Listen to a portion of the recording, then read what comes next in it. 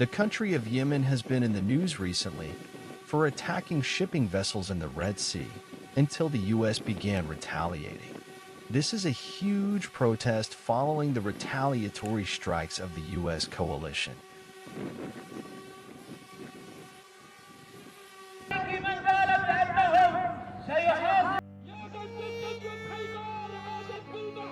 You may have noticed that there are no Jews in the crowd. Why is that strange? Because until recently, Yemen boasted a large Jewish community which had been in the country since ancient times. And now there remains not even one Jew in the country.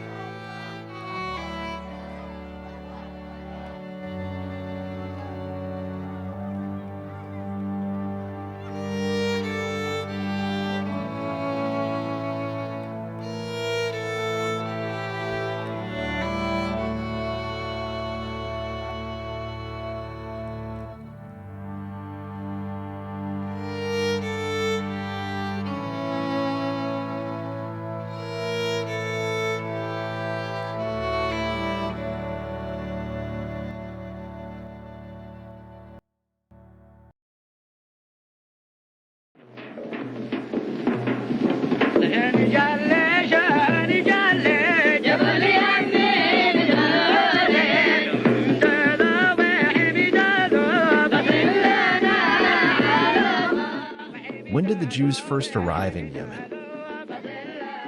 Well, the first written records in Yemen to mention the presence of Jews in the country are from the 1st century BCE. Following the Second Jewish Revolt against the Romans in Judea, many more began to immigrate to Yemen.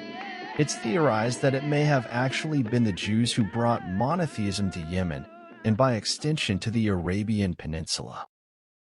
Since after the Jews had settled there, the formerly polytheistic Arabs began to worship a single deity referred to as the Merciful One. After the rise of Islam, the Jews in Yemen became second-class citizens, known as dhimmis, and had to pay a debilitating tax called the jizya. With the Shiite takeover of Yemen in the 10th century, the situation of the Jews began to deteriorate, and with every new ruler in Yemen came new discriminations against the Jews. In the 1160s, the Yemenite ruler Abd al-Nabi ibn Mehdi gave Jews a choice of conversion to Islam or death. The Jewish sage Maimonides permitted them to convert temporarily to save their lives, and over a decade later they returned to their faith. In 1202, the new ruler al-Malik al-Mu'izz al-Ismail attempted to force the Jews of Aden to convert to Islam, but there was a coup. In 1457, the synagogue in Sana'a was burned to the ground by ruler Ahmad Amir. There arose many messianic claimants in Yemen, such as Hayam bin Yahya Habhush in the 16th century, who was killed along with many Jews from the community of Hadramaut, which was then liquidated. Under the Zaydi rule, the Jews were considered to be impure and therefore forbidden to touch a Muslim or the food of a Muslim. They were obligated to humble themselves before a Muslim, to walk to the left side, and greet him first.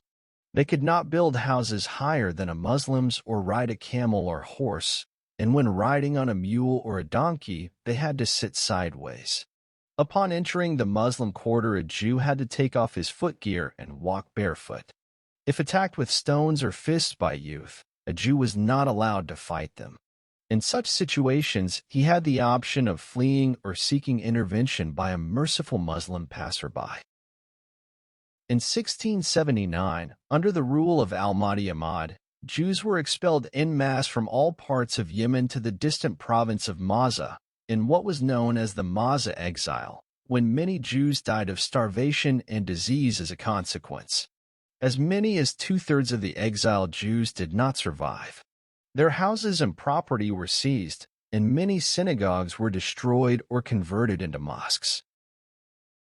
The Jews of Yemen had expertise in a wide range of trades normally avoided by Zaydi Muslims. Trades such as silversmithing, blacksmiths, repairing weapons and tools, weaving, pottery, masonry, carpentry, shoemaking, and tailoring were occupations that were exclusively taken by Jews. In the early 18th century, many Jews in Yemen were employed in some of the most degrading and menial tasks on behalf of the Arab population, such as cleaning the cesspools and latrines. In 1922, the government of Yemen, under Yahya Muhammad Hamid ad-Din, reintroduced an ancient Islamic law entitled the Orphans' Decree. The law dictated that if Jewish boys or girls under the age of 12 were orphaned, they were to be forcibly converted to Islam, their connections to their families and communities were to be severed, and they had to be handed over to Muslim foster families. The rule was based on the law that the Prophet Muhammad is the father of the orphans, and on the fact that the Jews in Yemen were considered under protection, and the ruler was obligated to care for them. The Jews tried to prevent the conversion of orphans in two main ways, which were by marrying them so the authorities would consider them as adults, or by smuggling them out of the country.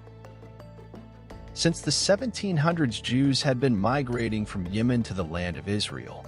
In the 1880s, there was a large immigration and Jews often settled in and around Jerusalem. By 1914, 10% of Yemen's Jews had left, as persecution in the country became unbearable. After the UN partition vote on Palestine, Arab rioters, assisted by the local police force, engaged in a pogrom in Aden that killed 82 Jews and destroyed hundreds of Jewish homes. Aden's Jewish community was economically paralyzed, as most of the Jewish stores and businesses were destroyed. And early in 1948, the unfounded rumor of the ritual murder of 2 girls led to another pogrom. This increasingly perilous situation led to the immigration of virtually the entire Yemenite Jewish community between June 1949 and September 1950 in Operation Magic Carpet.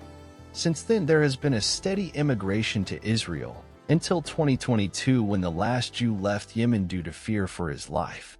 The Yemenite Jews preserve some of the most untouched and authentic traditions in the Jewish world, and have a unique and ancient way to pronounce the Hebrew language. They have written countless works of Hebrew poetry in Yemen, as well as Torah literature on every subject. Today, the vast majority of Yemen's Jews reside in Israel, and in sharp contrast with the general peril of their former home, having returned to their ancestral homeland, their safety is no longer threatened, and they no longer cower before their oppressors. Now they can respond to any attack with strength and fortification.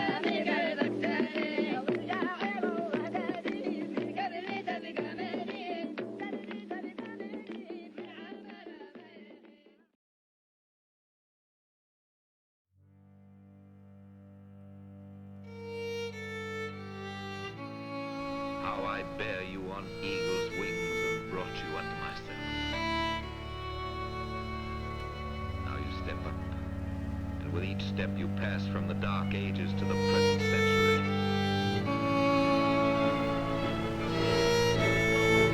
Here, you and your children and your children's children